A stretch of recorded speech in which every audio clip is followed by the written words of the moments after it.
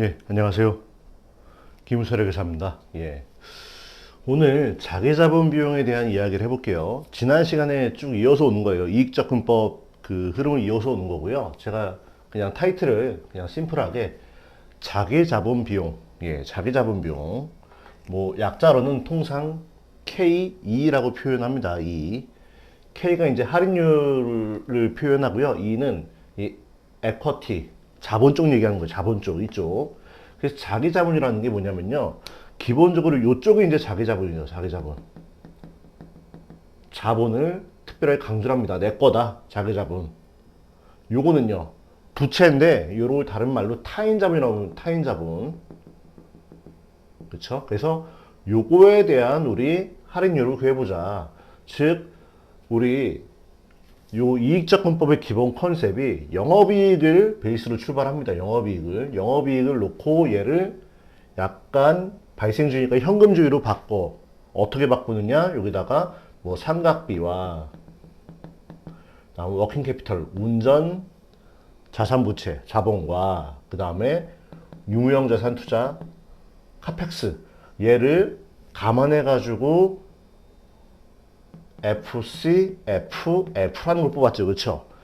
Free Cash Flow to Firm, 즉 기업의 남는 현금 흐름을 뽑아낸 겁니다. 얘를 어떻게 해요? 5년 정도 추정을 해요. 그렇죠? 그리고 5년 정도 추정한 다음에 마지막 5년도가 계속 쭉 간다라는 계속기업 가정을 가지고 걔를 어떻게 해요? 이제 현재 가치로 할인을 해야 돼요. 할인을. 그때 할인율 수익률을 구해야 되는데 어떻게 구하느냐? 이게 기본적으로 영업이익 베이스이기 때문에 이 영업이익은 뭘로 창출하느냐? 회사의 자산으로 창출을 한다. 자산으로.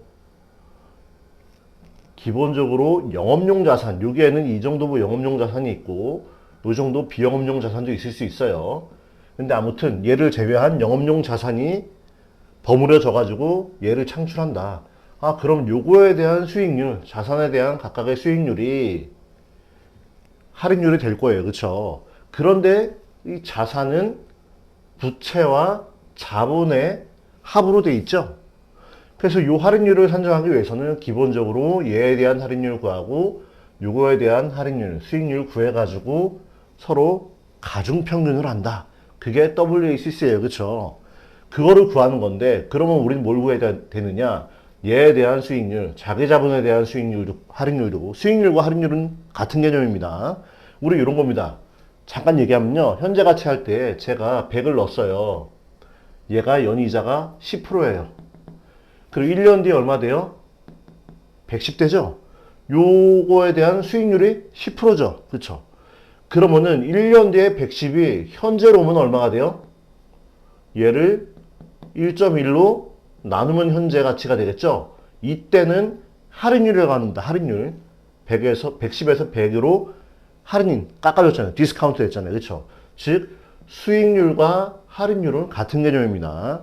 아무튼, 이 자산에 대한 그러면은 수익률을 구해야 되면은 기본적으로 얘에 대한 거를 구해야 돼요. 그래서 오늘은 이거에 대한 거를 지금 구해 보겠다. 자기자본, 즉 쉽게 얘기하면은 우리가 어떤 회사에다가 주식 투자를 할 때 어떠한 정도의 수익률을 기대하느냐, 요거를 계산한다는 거예요. 예. 요거를 계산하는 겁니다. 뭐 직관적으로는요. 삼성전자에 투자할 때 어떤 기대하는 수익률과 바이오 벤처에 투자할 때 기대하는 수익률이 다르겠죠? 예. 어디가 높을까요? 상식적으로 여기가 높아요. 삼성전자는 우리가 그냥 은행 이자율보다 조금 더 높은 수익률을 얻기를 원한다. 이를테면 1년에 뭐 한 5%, 8% 수익 나면은 아 훌륭해 라고 할 수 있어요. 안전하기 때문에. 근데 이런 데는 리스크예요. 약간 리스키하죠. 그러니까 여기다가 돈을 넣으면은 그냥 물릴 수도 있지만 난 여기다가 한 15%는 수익 얻어야 돼. 이런 마음으로 들어가는 거예요. 그게 다릅니다. 회사마다. 그래서 요거를 구하는 겁니다. 요거에 대한 할인율, 수익률을 구합니다. 얘를 K2라고 하고요. 그 다음 시간에 요거에 대한 수익률도 구해야 돼요. 요거는 주식 투자할 때지만 요거는 회사에다가 돈 빌려주고 이자 받을 때 은행 입장에서의 수익률도 있겠죠. 요거를 보통 KD라고 합니다. 아무튼 얘하고 얘를 구하는데 오늘은 요 얘기예요, 요 얘기. 그럼 요거를 어떻게 구할 거냐? 자기 자본에 대한 수익률을 어떻게 구할 거냐?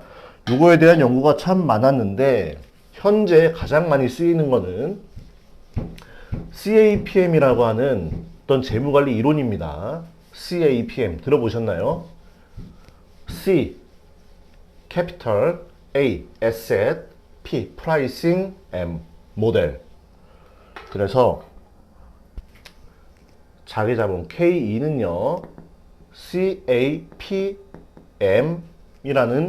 재무관리 이론을 통해서 구합니다. 결론적으로 Capital, Asset, Pricing, 모델. 그래서 굳이 번역하자면은 자본, 자산, 가격, 모형 뭐 이런 표현을 하는데 와닿지가 않아요. 그쵸? 그냥 CAPM이라고 하고 이거 어떻게 하느냐, 기본 컨셉이 이런 겁니다. 아까 제가 얘기했지만 어떤 우리가 회사에 주식을 투자할 때 어떠한 마인드로 가느냐, 이런 거예요. 최소한 위험이 없는 수익률, 그런 거를 통상 무위험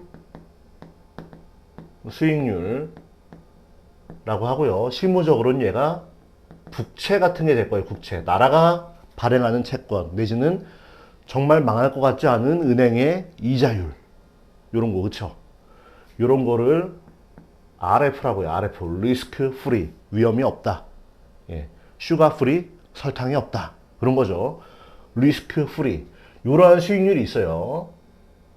이를테면은 우리나라가 발행하는 5년 만기 국채 수익률이 현재 한 3%다. 그러면 요거는 뭐냐? 나라가 물론 망할 수도 있겠지만 거의 망할 확률이 없다라고 보는 거죠. 특히 최대 강국 미국이 발행하는 미국 국채 수익률, 뭐 T빌, T노트, T본드 이런 거 얘기하는 거예요. 아무튼 그게 3%다. 그러면은 우리는 어떤 회사 투자한다. 얘는 기본적으로 망할 확률이 어때요? 상대적으로 높겠죠? 그러면 이 3%보다는 여기 투자할 때 수익률이 어때야 돼요? 하이 리스크, 하이 리턴이기 때문에 3%보다는 높아야 된다, 수익률이. 이를테면은 최소 3%는 기본으로 얹고 플러스 뭔가 알파의 수익률. 그래서 뭐 한 8% 정도는 수익률을 얻어야 돼. 이런 게 일반적이겠죠. 그렇죠? 요러한 개념의 차가 난 거예요. CAPM이. 그래서 뭐 그 도출 과정은 너무 어려우니까 결론을 이야기하자면요. 이 CAPM, 즉 어떤 특정 회사에 대한 주식의 수익률, 할인율을 어떻게 구하느냐. 무위험 이자율 플러스 리스크 프리미엄. 무위험 이자율에다가 리스크, 위험을 부담하는 데에 대한 프리미엄을 얹어서 계산한다. 요거는 통상 실무적으로 뭐 5년 만기 내지는 10년 만기 국채 수익률 뭐 4% 이런 거 쓰는 거예요. 3%, 4%. 그럼 얘를 어떻게 구하느냐? 요거는 다시 이렇게 풀어요. 리스크 프리미엄 어떻게 구하느냐? ERM 마이너스 RF에 베타다. 뭐 이러한 이상한 얘기가 나옵니다. 이게 뭐냐? 별거 아니에요. 이거는요, 기대 시장 수익률이에요. 그냥 쉽게 그냥 시장 수익률. 시장 수익률은 뭐예요? 우리 전체 시장의 어떤 수익률을 평균한 개념인데, 실무적으로는 쉽게 얘기하면은 주식시장, 우리 코스피나 코스닥, 여기에 과거 평균 어떤 시장 수익률, 이런 걸 얘기합니다. 그래서 주식시장에 뭐 연도별로 막 다르겠지만 한 안정적으로 몇십 년 쭉 해가지고 평균적으로 내면은 대충 얘가 시장 수익률이 한 10% 남짓 정도 나와요. 역사적으로 히스토리컬. 그러니까 요거는 뭐예요? 우리가 일반적으로 시장에 주식 투자를 할 때 사람들이 평균적으로 10% 수익률은 받는다라고 기대를 한단 말이에요. 그렇죠? 예. 기대를 합니다. 그런데 우리 기본적으로 앞에 리스크 프리 무위험 수익률 깔고 있으니까 걔를 빼요. 그럼 초과적으로 얻는 게 뭐예요? 여기서 한 4% 빼면은 4% 먹고 10에서 4%뺀 6% 정도를 추가적으로 우리는 얻게 될 거야 라고 생각하는 거예요. 그쵸? 요거는 전체 시장에 대한 얘기입니다. 전체 시장. 너무 지저분하니까 다시. 예.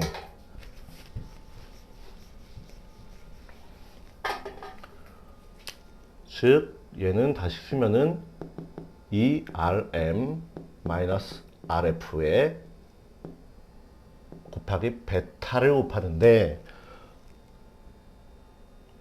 통상 기대하는 시장에 대한 수익률 주식 수익률 한 10%, 그 다음에 얘가 한 4% 됐다. 그러면은 요게 한 6% 돼요. 6%. 그쵸? 근데 얘는 지금 뭐냐?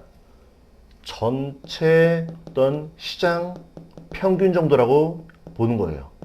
근데 우리는 요 수익률을 어떤 걸로 하느냐? 우리가 평가하고자 하는 개별 비상장회사의 수익률을 알고 싶은 거예요. 그쵸? 그러면 요건 전체에다가 그 회사 특유의 어떤 고유한 속성을 감안해야 되는데 그게 바로 베타입니다. 베타. 요 베타는 쉽게 얘기하면 뭐냐면요.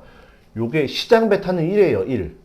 즉 시장이 코스피 시장이 이를테면 수익률이 뭐 10%다. 10%다. 근데 어떤 개별 회사도 예를 들어 10% 올랐어. 시장이 오르는 것만큼 올라. 이러면은 베타는 1이에요. 1이에요. 근데 시장이 10% 올랐는데 이 개별 회사가 평균적으로 8% 오르더라. 그럼 시장보다 조금 못 미치죠? 요때 베타는 0.8이에요. 0.8. 즉 시장 수익률에 대한 어떤 민감도라고 보시면 됩니다. 민감도. 이를테면은 시장이 10% 올랐는데 이 회사가 15% 올랐어요. 시장보다 더 민감하게 반응했죠? 이땐 베타가 1.5가 되는 거예요. 1.5. 즉 전체 평균 어떤 시장 수익률의 무휴무자를 뺀 초과 수익률의 그 회사 개별 민감도를 곱해가지고 산정을 하는 게 바로 그 회사의 수익률이다. 뭐 일면 일리가 있습니다. 그렇죠? 우리 흔히 얘기하는 경기 방어주라는 얘기 들어보셨죠? 경기 방어주. 경기와 상관없이 묵직한 애들. 뭐 이를테면은 유틸리티, 뭐 한전이라던가 뭐 가스라던가 이런 거 뭐 댐이라던가 그런 애들은 시장이 10% 오를 때 한 3% 오를까요? 시장이 마이너스 10% 빠질 때 한 마이너스 3% 빠질까요? 이런 애들은 베타가 0.3이에요. 민감하지 않은 거죠, 시장에. 그쵸? 예. 아무튼 이거를 베타라고 합니다. 베타. 베타는 정의가 보통 어떻게 되냐면요. 뭐 좀 어려운 얘기인데 시그마 m 제곱분의 코베리언스 RI, RM 해가지고 시장 전체 위험 대비 시장과 공통된 위험의 비율로 계산이 되는 거예요. 즉 요거는 베타는 개별 시장 대비 개별 기업의 민감도다. 센시티브다. 이런 걸 이렇게 이해를 하시면 됩니다. 어려운 얘기니까 어려운 얘기죠. 그래서 결론적으로 요 수익률을 이렇게 구합니다. 예, 뭐가 이렇게 쿵쿵거려요. 예. 집에서 찍는 거라 나중에 제가 열심히 해서 좀 스튜디오도 차리고 하면 좋은데 제가 참고로 그 무슨 멤버십 뭐 이런 거 있길래 유튜브에 제가 한번 개설해 봤어요. 그리고 시험 삼아 친구를 가장 싼 거 한번 등록시켜 봤어요. 어떻게 되나 궁금해 가지고. 근데 멤버십 서비스라는 게 보니까 회원 전용 뭔가 컨텐츠나 소통이나 이런 거를 좀 하는 것 같더라고요. 근데 제가 아직 뭐 준비는 못 했는데 여러분들께서 한번 관심 가져주시면은 제가 한번 구상 한번 해보겠습니다. 아무튼 멤버십 잠깐 깨알 홍보 한번 하고요. 그래서 자기 잡은 비용은 즉 자기 잡은 수익률을 지금 할인율을 얘기하는 건데 어떻게 구하느냐. 얘를 K라고 하는데 RF 플러스 이 RM 기대 시장 수익률에 이거 뺀 요거 곱하기 베타 I 그 회사의 베타를 곱한다. 그럼 실무적으로 요건 알 수 있어요. 뭐 얘도 알 수 있습니다. 통상 우리나라 국채 5년 만기 국채 수익률 적용해요. 이를테면 뭐 4%다 얘가. 요거를 뭐 1년 평균 쓰기도 하고 그건 자유입니다. 자유예요. 왜냐면은 평가 기준일 현재를 딱 써야 되는데 걔가 갑자기 가격이 튈 수 있기 때문에 과거 리즈너블은 1년 정도 평균할 수도 있어요. 아무튼 이러한 위험이 없는 수익률 하고요. 얘는 통상 저 같은 경우에는 우리나라 코스피 시장 과거 뭐 1980년대부터 현재 2020년대까지 쭉 대충 하면은 나와요. 그리고 뭐 요즘에 블룸버그나 아니면 공인회계사 회에서도 내는 게 있는데 뭐 과거 히스토리컬 평균 시장의 어떤 수익률 얘기하는 겁니다. 그게 한 10%다. 그러면 4% 플러스 10% 빼기 4%, 6%에다가 베타 얘를 곱하는 건데 얘를 어떻게 구하느냐? 여기서 이제 좀 어려운 얘기인데 요 베타가 시장성이 있으면 즉 상장된 회사들은 베타 값이 있어요. 왜? 시장 수익률과 그 회사 수익률을 알 수 있기 때문에 그렇죠? 그런데 우리는 지금 기본적으로 가치 평가할 때 비상장 회사에 대해서 평가를 하는 거죠. 예. 상장 회사는 굳이 평가할 필요가 없어요. 왜? 가격이 있으니까. 그렇죠? 비상장 회사는 거래가 안 되기 때문에 요거를 합리적으로 평가하는 건데 이 베타 값이 없겠죠, 당연히. 왜? 시장성이 없으니까. 그럼 얘를 어떻게 구하느냐?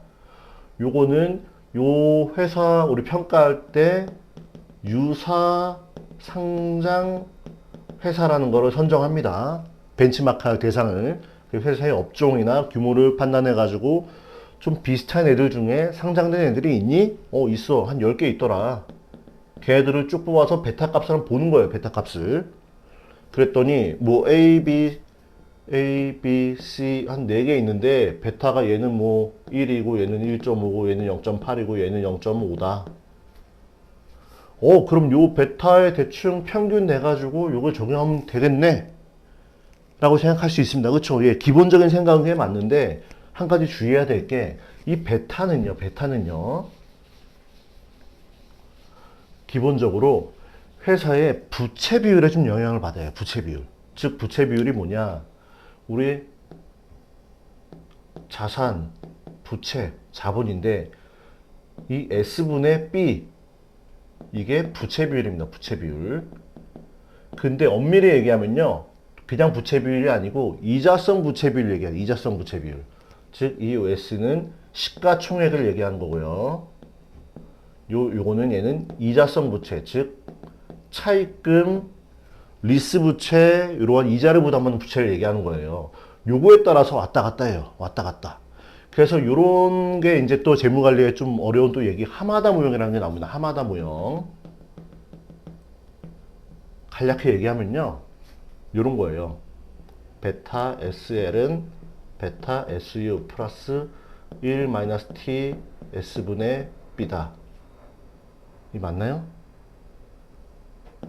베타 SU. 요거예요, 요거. 즉, 요 베타 SL과 베타 SU. 네, 공식이 맞나? 갑자기 헷갈리네요. 잠깐만요. 다시 한번, 하마다 모형. 뭐 잘못 알려드리면 안 되니까.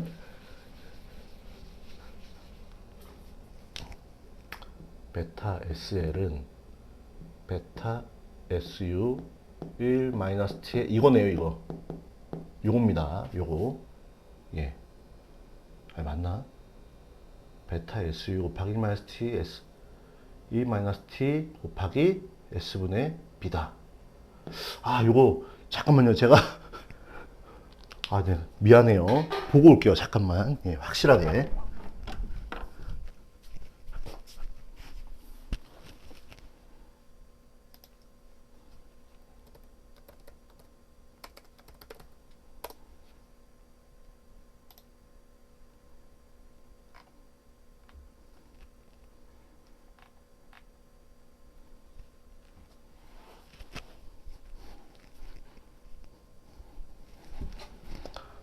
죄송합니다. 제가 기억력이 깜빡깜빡하네요.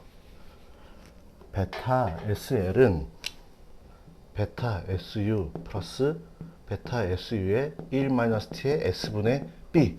요게 맞을 거예요, 요게.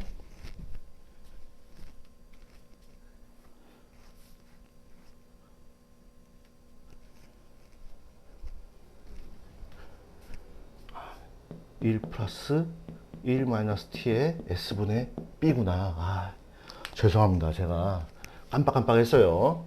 베타 SL은 베타 SU 플러스 베타 SU의 아무튼 이런 거예요. 나중에 제가 요거는 텍스트로 다시 정리해 드릴게요. 그래서 요게 뭐냐면요. 부채를 쓰는 회사의 베타. 베타 SU는 부채를 쓰지 않는 회사의 베타예요. 부채를 쓰지 않는 회사의 베타. 즉, 무부채 회사의 베타와 부채를 쓰는 회사의 베타가 다르거든요. 이게 달라요. 그렇기 때문에 요 베타는 현재 부채를 쓰고 있는 베타이기 때문에 얘를 베타 SL이라고 하고요. 얘를 베타 SU로 환산을 해야 돼요. 왜? 우리 회사, 평가 대상 회사의 부채 비율은 이 회사하고 다를 거기 때문에, 그쵸?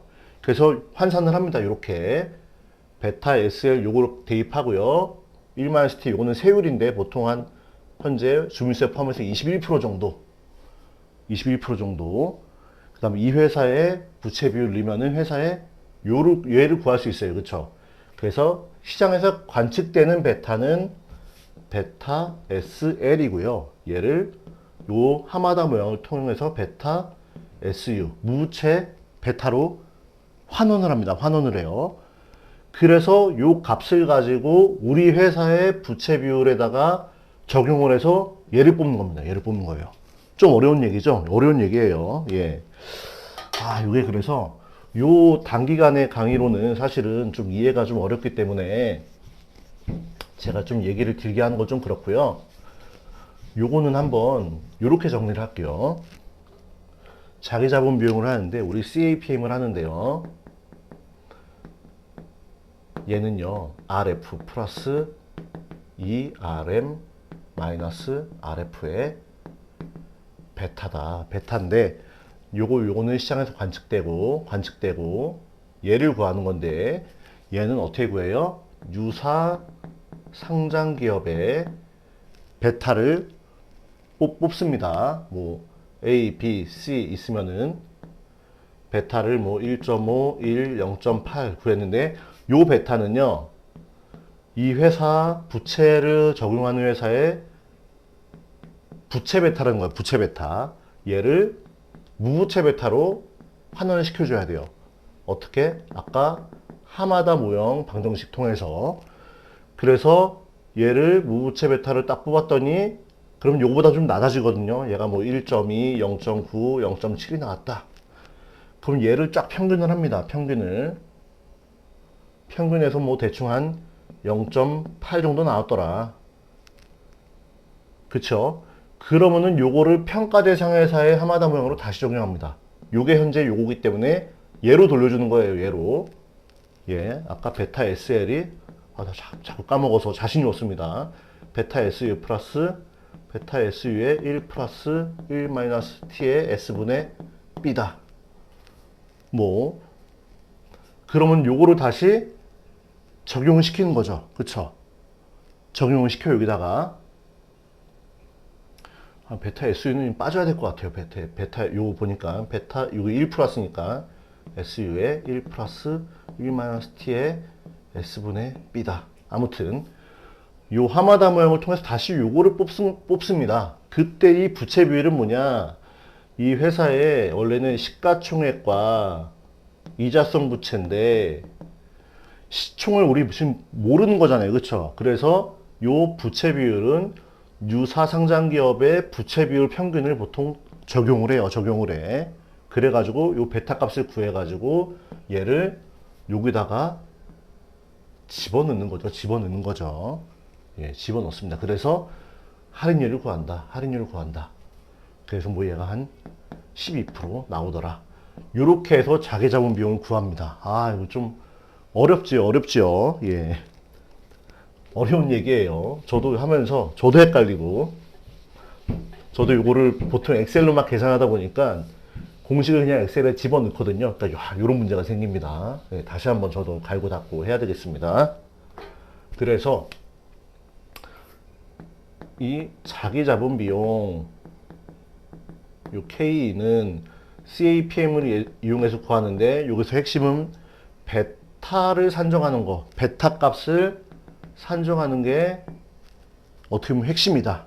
근데 비상장회사니까 우리는 유사 상장기업의 데이터를 이용한다. 이때 베타, 부채 베타, SL이라고 해요. 부채 베타. 부채 베타를 하마다 모형 통해서 무부채 베타를 구하고요.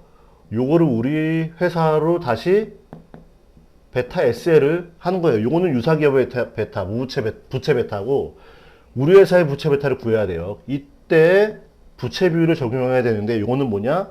유사 회사의 평균 부채 비율을 적용한다. 요겁니다. 요거. 예. 요렇게 해서 요걸 구하는 거예요. 요걸 구하는 거예요. 예, 좀 어려운 얘기인데 아무튼 요렇게 해서 자기자본 비용 산정한다. 그 제가 나중에 기회가 되면은 실무적으로 어떻게 했는지를 다시 한번 좀 보여주면 좋을 것 같습니다.